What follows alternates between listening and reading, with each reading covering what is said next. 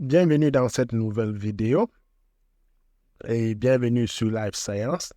Aujourd'hui, nous allons continuer notre exploration de la loi normale en nous concernant sur la lecture inverse de la table de la loi normale centrée réduite. Rappelons que cette compétence est essentielle pour résoudre divers problèmes statistiques, notamment pour trouver des valeurs critiques associées à des probabilités données. Voilà. Rappelons que la loi normale, généralement notée, la loi normale centrée réduite, généralement notée N qui suit une loi normale de paramètres 0, 1. Donc, généralement notée loi normale centrée réduite, c'est une loi normale qui a pour moyenne 0 et pour écart type 1. Et rappelons aussi que la table de la loi normale centrée réduite fournit les valeurs de la fonction de répartition qu'on note généralement phi de z. Donc, phi, ça s'écrit comme ça, phi de petit z, qui donne la probabilité que la variable aléatoire soit la variable aléatoire z prenne une valeur inférieure ou égale à petit z. Donc, ça veut dire quoi? La table de la loi normale centrée réduite nous permet de calculer la probabilité de z inférieur ou égal à petit z. On a tout simplement ce que ça veut dire. Maintenant, la lecture inverse de la table de la loi normale. C'est quoi la lecture inverse de la table de la loi normale? Nous avons vu précédemment que on pouvait, quand on nous donnait la valeur de z, quand on avait la valeur de petit z, on pouvait trouver la probabilité de z inférieur ou égal à petit z. Donc cette probabilité, on devait la chercher. Mais dans la lecture inverse, on nous donne plutôt la probabilité de grand z inférieur ou égal à petit z et on nous donne cette probabilité, c'est connu, cette probabilité étant connue, on nous demande de calculer la valeur de petit z. Donc c'est pour ça qu'on appelle une lecture inverse. Donc on nous donne la probabilité et on cherche la valeur de t.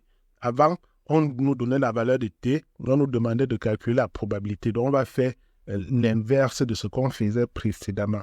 Donc pour mieux le faire, donc, nous allons utiliser un cas pratique. Dans ce cas pratique, nous allons supposer que z suit une loi normale de paramètres 0, 1 et on doit chercher la valeur de t. On va trouver la valeur de t, trouver la valeur de petit t telle que p de z inférieur ou égal à t et p de z inférieur ou égal à t doit être égal à 0,8. Doit être égal à 0,8. Donc, on doit essayer de résoudre ce cas. Parce que rappelons que cette lecture inverse de la table de la loi normale, a priori, est facile, mais il faut comprendre les propriétés précédentes que nous avons vues dans la lecture normale. Sinon, on ne doit pas s'en sortir. Comme ce cas, comme nous venons de voir, a priori, on se dit que c'est évident, mais il doit falloir un peu aller dans la profondeur des choses. Ce qui est sûr, on doit toujours continuer à utiliser notre table de la loi normale. Donc, on cherche la probabilité de z inférieur ou égal à t. Pour cela, on passe sur la table de la loi normale. Nous sommes là sur notre table de la loi normale. Donc, où se trouve 0,8 sur cette table? Parce qu'on dit que la probabilité de z inférieur à t est égale à 0,8. Où se trouve 0,8 sur cette table? C'est là où nous allons chercher. Nous voyons que entre 0,7995 et 0,8023 se trouve 0,8. Donc, 0,8 se trouve quelque part là, entre ces deux valeurs.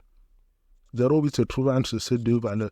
Vous voyez donc ici que la valeur de 0,8 ne se trouve pas sur la table. Et en fait, 0,8, la probabilité 0,8 ne se trouve pas sur la table et on nous demande de trouver la valeur de t. ce qui revient à faire quoi? Ce qui va revenir ici à nous amener à faire une interpolation linéaire. Donc, on va voir que 0,7995 correspond à 0, correspond à quoi? Correspond à 0,84 et 0,8023 correspond à 0,85. Donc, quand on a ça, on sait donc que notre T sera situé entre 0,84 et 0,85. Donc, on a vu que j'écris pour que vous compreniez, j'ai reculé légèrement. Donc, ça sera un peu compliqué. On a vu que 0,84 correspond à quoi? 0,84 correspond à 0,79. 95 et 0. Non, et notre Z. Et Z correspond à 0, Z correspond à 0,8. Maintenant, on voit que 0,85 correspond à 0,8023. Voilà comment on organise nos valeurs. On a donc ces valeurs-ci et ce qu'on recherche, c'est la valeur de Z. L'interpolation linéaire, on a fait un cours là-dessus. Si vous fouillez mes vidéos, vous allez voir qu'on a fait un cours sur l'interpolation linéaire, mais ce n'est pas compliqué, c'est très simple. Quand on veut trouver la valeur de Z ayant nos données arrangées comme ceci, qu'est-ce qu'on fait? On va juste prendre, on peut prendre n'importe quelle valeur, on peut commencer par n'importe quelle valeur, on aura la même solution à la fin, on aura le même résultat. On va donc dire, on va prendre ceci, on va prendre par exemple 0,85 moins 0,84. On va dire 0,85 moins 0,84. Puis on reprend encore 0,85 moins Z. Donc, on prend chaque abscisse. On prend ici, là, on a pris 0,80. On a pris 0,85. Donc, il faut que de ce côté, donc ceci sera égal à quoi? La valeur qui correspond à 0,85, c'est 0,8023. On va donc faire moins la valeur qui correspond à 0,84, qui est égale à 0,7995. Donc, on vient encore faire diviser par quelle valeur? On va diviser par la valeur qui correspond à 0,85. C'est encore 0,8023 moins Z. Moins Z. Donc, en résolvant cette équation, vous allez donc trouver la valeur de Z. La valeur de Z qui sera égale à quoi? La valeur de Z sera égale à 0,8416. 0,8416. Donc, j'avais déjà résolu ça pour gagner en temps. Vous pouvez résoudre cela à la maison. Vous pouvez résoudre cette équation à la maison. Le problème, c'est de comprendre le principe. Donc, on va faire, le principe est simple. On va faire 0,85 moins 0,84 et divisé par 0,85 moins Z est égal à 0,8023 moins 0,7995 divisé par 0,8023 moins 0,8. Donc, quand on résout cette équation, on trouve Z égale à 0,8416. Donc, on revient sur notre exercice. On va dire que pour P de Z inférieur ou égal à T, pour que P de Z inférieur ou égal à T égale à 0,8, T donc doit être égal à 0,8416.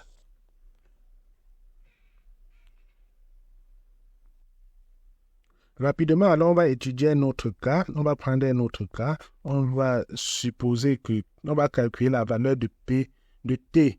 On va calculer la valeur de T pour P de Z inférieur ou pour que P de Z inférieur ou égal à T soit égal à 0,2.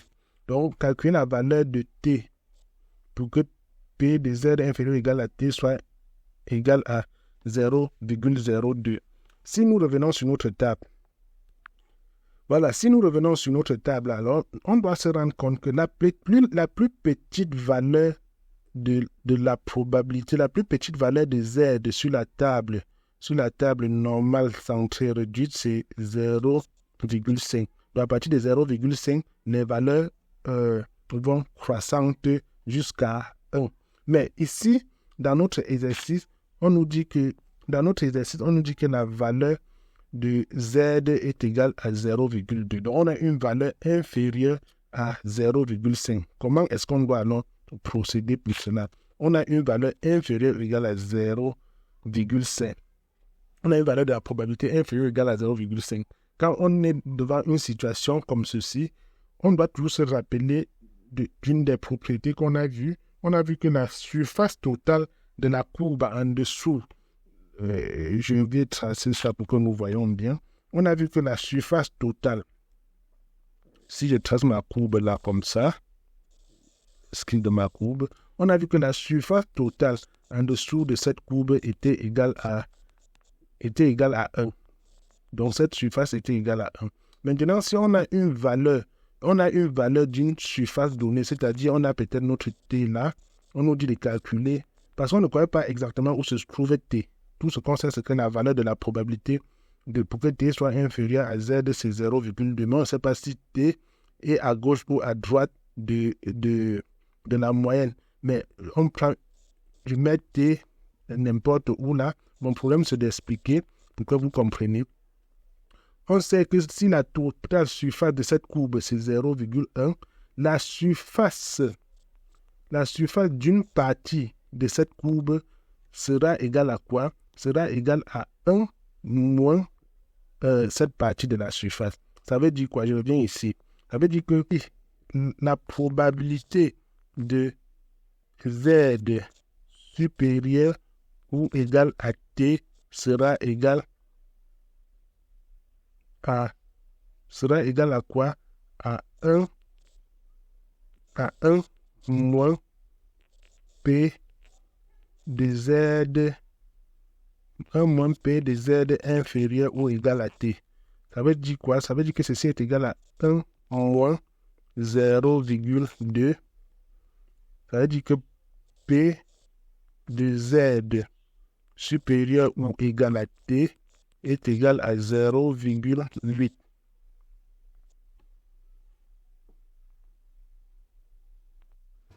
Donc, la probabilité pour que Z soit supérieur ou égal à T est égale donc à 0,8. Et c'est ce qu'on a calculé précédemment, sinon on devrait encore le calculer. On a vu que pour la probabilité pour que Z soit inférieur ou égal à T est égal à 0,8. Ceci veut tout simplement dire que phi de T est égal à 0,8. Donc, on va venir ici en bas. Ceci veut aussi nous dire, tout simplement nous dire que T est égal à 0. Qu'est-ce que je dis? T est égal à 0,8416. Ça, c'est ce que ça veut dire. Et si on n'avait pas calculé ça avant, comment devrait-on donc calculer ceci? Comment devrait calculer ceci? Je vais tracer un peu la courbe pour vous montrer. On nous dit là que la probabilité pour que Z soit supérieure à T, supposons que notre T est situé quelque part là, donc on demande la probabilité de cette partie de la courbe, donc pour que Z soit dans cet intervalle. Pour calculer cette probabilité, c'est tout simplement d'aller sur notre courbe, regarder la valeur qui correspond à 0,8. Et comme nous avons vu précédemment, il n'y a pas de valeur exacte sur la courbe qui correspond à 0,8. Donc, on va passer par l'interpolation linéaire et on va trouver cette valeur de t qui est égale à 0,8416. Donc, t est situé à droite de 0. À droite de 0. Donc, c'est tout ce que nous avons prévu pour cette vidéo. On va faire d'autres opérations sur la loi normale dans les prochaines vidéos. Il y a encore d'autres cas qu'on peut étudier dans le cas de la lecture inverse de la table. Mais pour que la vidéo ne soit pas très longue, nous allons nous arrêter à ce niveau. Et merci donc d'avoir suivi cette leçon sur la lecture inverse des tables de la loi normale centrée réduite. N'hésitez pas à poser vos questions dans les commentaires et à consulter nos autres vidéos sur la loi normale pour approfondir vos connaissances. Abonnez-vous à Life Science et activez les notifications pour ne pas manquer nos prochaines leçons. Merci.